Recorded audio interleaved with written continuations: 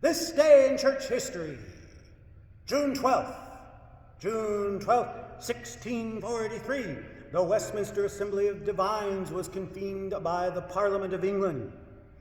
King Charles I was becoming increasingly unpopular with the many Christians who have been labeled as Puritans, those who wanted to purify the Church of England from the remaining elements of Roman Catholicism and to bring it in line with biblical worship.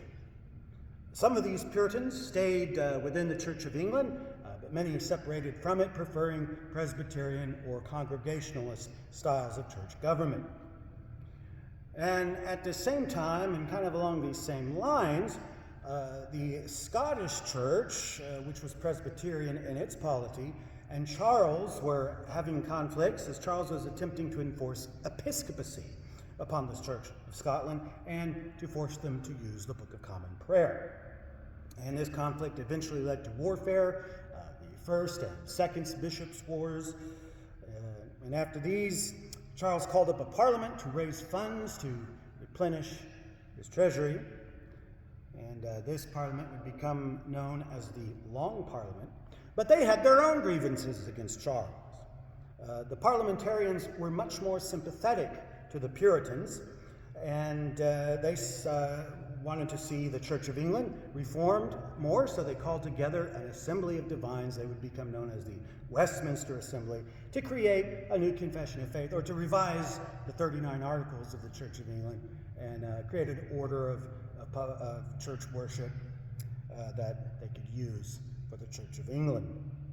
Now, Charles did not give his consent for the calling together of this assembly, but Parliament ignored him, and they did it anyway. So they passed this ordinance to hold the assembly. They passed it on June 12, 1643. Most of the delegates to the assembly were Presbyterians, though some were Congregationalists. Some ministers from the Church of Scotland came to advise the assembly. And the people there, I tell you, if my library consisted only of the works by the men who are in this assembly, it would suffice for me. That would sufficeth. Well, then civil wars followed. Parliament would eventually have Charles I put to death, and the nation would become a commonwealth under Oliver Cromwell. The Westminster Assembly would meet several times during the civil wars over the next 10 years. And what began as an effort to revise the 39 Articles resulted in a whole new confession of faith known as the Westminster Confession of Faith. Now, it reflected the Presbyterianism of the majority of the assembly, but most of Parliament and Oliver Cromwell himself were much more Congregationalist. And so that is one reason why the Westminster Confession was never adapted or adopted by the Church of England. And then the monarchy was restored under Charles II in 1660, which eventually squashed the whole thing. At that moment, the Puritan movement, in the strict sense of the term, came to an end.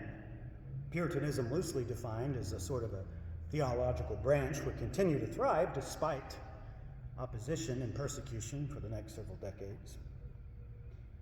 Nevertheless, though the Westminster Confession did not become the confession of the Church of England, it would be adopted by Presbyterians since it would be adapted into the Savoy Declaration for Congregationalists, and again into the 1689 London Baptist Confession, used by persons such as myself and my church even unto this day. June 12th, 1744, David Brainerd was ordained as a Presbyterian minister.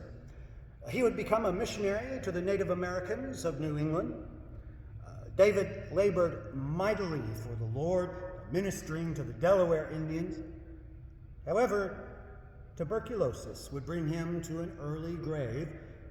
After becoming too sick to minister any longer, he moved and stayed with Jonathan Edwards, dying in his home at the age of 29.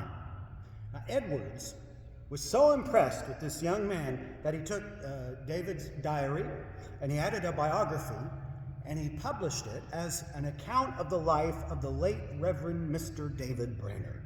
And this book would influence many future ministers and missionaries.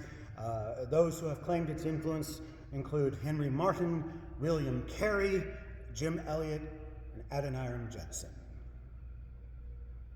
Moving on a generation, June 12th, 1775, the Second Continental Congress issued the first of what would eventually be 16 proclamations for the American colonies to engage in fasting and prayer. The American Revolution had just broken out. The Congress sought to prepare the colonial people for this warfare, not just in the outward aspect, but also spiritually, and hence these proclamations. And so this first proclamation, which was issued on this day, 1775, reads, "The committee appointed for preparing a resolve for a fast brought in a report which, being read, was agreed to as follows.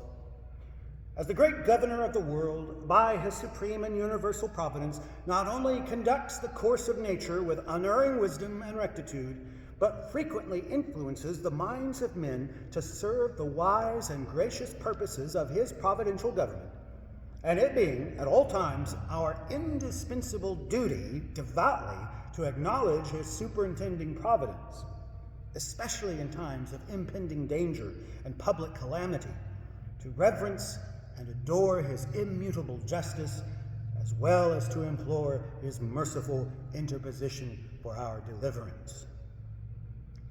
This Congress, therefore, considering the present critical, alarming, and calamitous state of these colonies, do earnestly recommend that Thursday, the 20th day of July next, be observed by the inhabitants of all the English colonies on this continent as a day of public humiliation, fasting, and prayer, that we may, with united hearts and voices, unfeignedly confess and declare our many sins, and offer up our joint supplications to the all-wise, omnipotent, and merciful disposer of all events,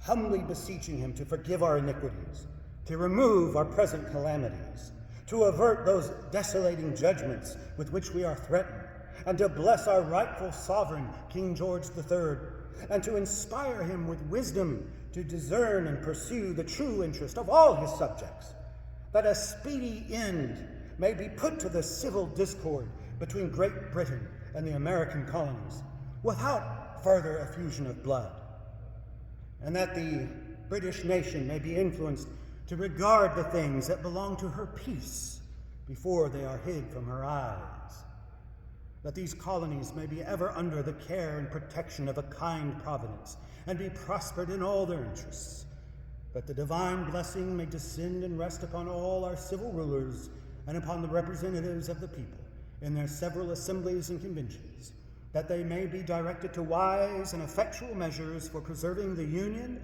and securing the just rights and privileges of the colonies, that virtue and true religion may revive and flourish throughout our land, and that all America may soon behold a gracious interposition of heaven for the redress of her many grievances, the restoration of her invaded rights, a reconciliation with the parent state on terms constitutional and honorable to both, and that her civil and religious privileges may be secured to the latest posterity.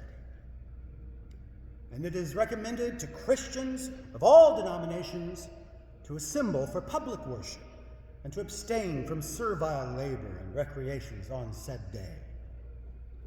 Ordered that a copy of the above be signed by the President and attested by the Secretary and published in the newspapers and in handbills.